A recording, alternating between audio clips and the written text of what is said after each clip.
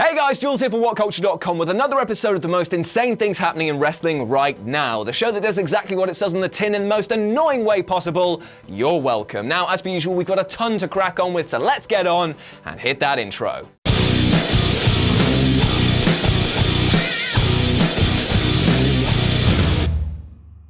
We begin by talking about Big Match John and the fact that he's revealed that he will be unveiling a 6th move of doom.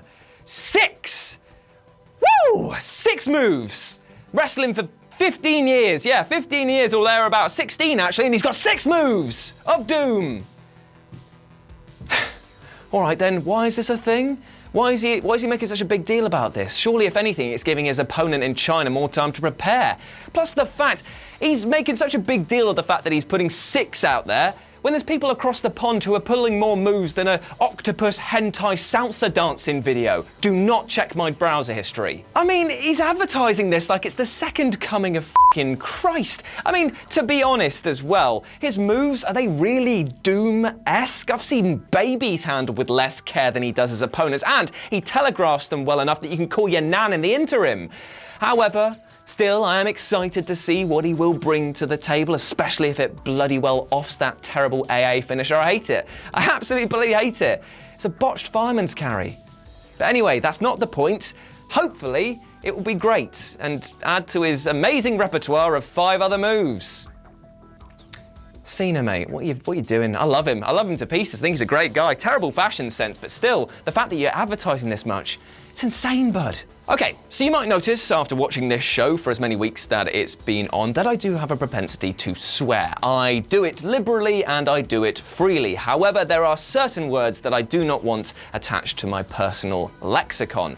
That's why I get so genuinely upset when I see anyone get up in front of a crowd and use that platform to use ableist or sexist or just homophobic slurs. And that's exactly what happened this week at BritWres. Sam Adonis cut such one of these promos, and it drew attention from the crowd in the wrong way. There are ways of generating that sort of, "Ooh, I'm gonna shake my fist at you, you naughty man." But this was definitely a reaction that was, get this man away from this promotion.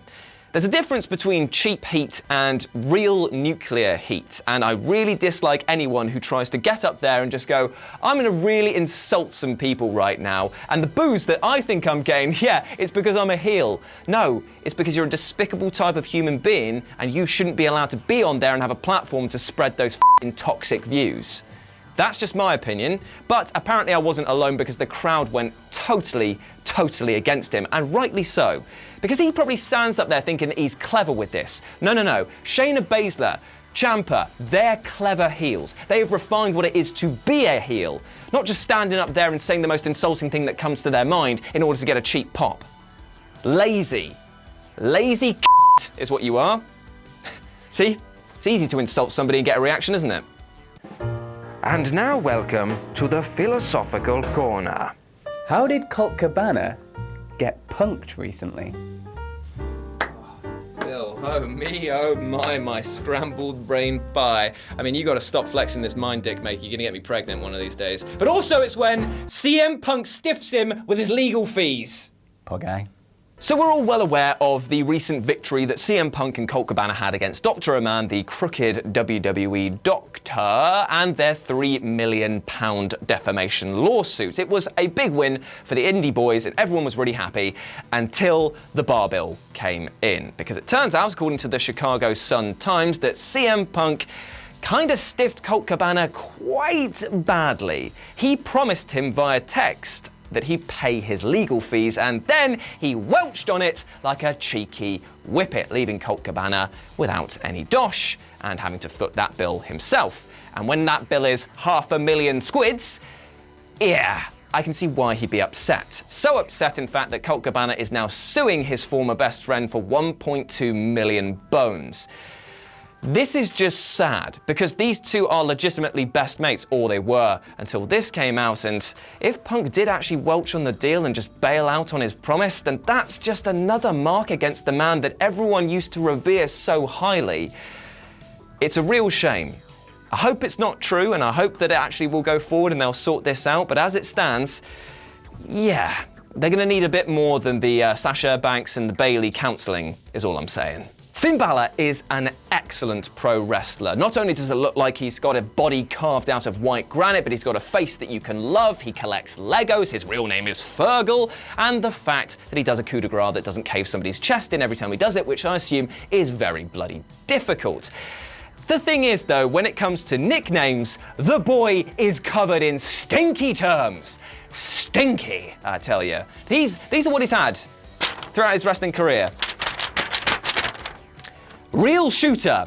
Sorry, but that's Ryback's job. Lol. Then he's also been called the extraordinary man who can do extraordinary things. That is more of a mouthful than Batista's dick. And recently, on this week's episode of WWE Insert Programming here, he was called by Corey Graves the Tiny Irishman.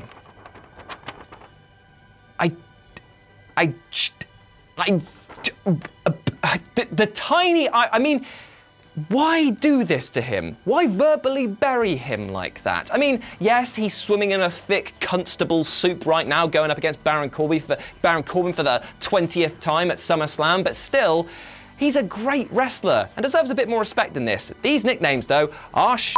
And all you can do is think that it's Vince McMahon waking up from his coma and just walking around looking at photos of people with his mind full of steel bars to bite and who to feed to Shane next, for he is always hungry. And he looks at Finn Balor and he's like, "What's that?"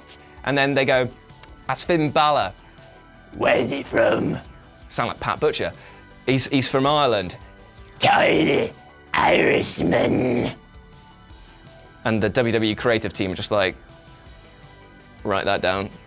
Guys, he's onto a winner right here. Put that on a t-shirt, put that on a t-shirt, put that on a f***ing t-shirt. He deserves better than this, doesn't he? F***ing insane. Vince is f***ing insane. The worst thing is that he's already got a nickname already. It's the Demon f***ing Finn Balor. It's a brilliant nickname and it kind of fits, seeing as he used to be, I don't know, a goddamn demon that we haven't even seen in a goddamn year. It was last SummerSlam that we saw it. Which worries me even more now, because if he pulls this out now to fight Constable Corbin, what a waste that's going to be. So you know what? The fact that we've not seen the Demon in a year, and the fact that you're calling him the f***ing Tiny Irishman, are you having a giraffe? Oh, look who it is. Seriously, are you having a giraffe? I'm terrified. Whew, and now we end on something so utterly charming and stupid that it is beautiful. Recently, there was a Reddit post in which somebody posted up New Japan's guide on how to behave in a New Japan show for English-speaking fans. And it was really adorable. It was bloody insane, but it was adorable. It was stuff like, adorable? It was stuff like, you know, chant for your favourite wrestlers. When they come down, sing along to their songs. Don't stand up because you don't want to block the view from the person behind you. And just be really nice, and you can cheer people and boo the heels and just really get into the nice, friendly spirit of wrestling. Then it got me thinking, while this is insane that they would actually ever put out a leaflet like that, what would the WWE's version be? Well, we polled the office and we came up with the following.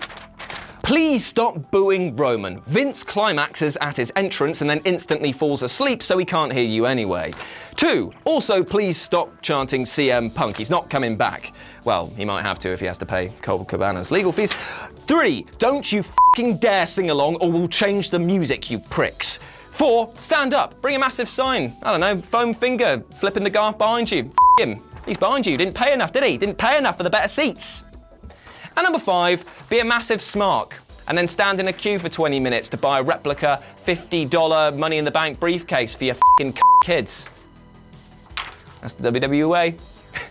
That felt really mean. And there we go, those are the most insane things happening in wrestling this week. Now to close out the show, the only way I know how, by reading my favourite comments from last week's episode, and this one is a goddamn doozy. It is from The Mystic TV in Hindi, who says, Jules equals Champa suffered malnutrition. Not malnutrition, malnutrition. As in I've gone to a shopping mall and have just fed on all of the tasty snacks that are there, apparently. Don't know if it's actually an insult when you read it like that, is it? Kind of makes you look stupid. I'm just kidding. Love it. Any more stuff you want to chuck at me? The fact that I look like a f***ing egg that's been rolled on a load of pubes in a barber shop? Upside down face? Anything else? It's all dead memes now, guys. Come on, you've got to be creative with this. I insult myself more than you guys have. Come on now. I want to see some really good ones for next week's episode, all right? Mainly because of the fact that I'm not hosting it because I'll be at Art Tangent.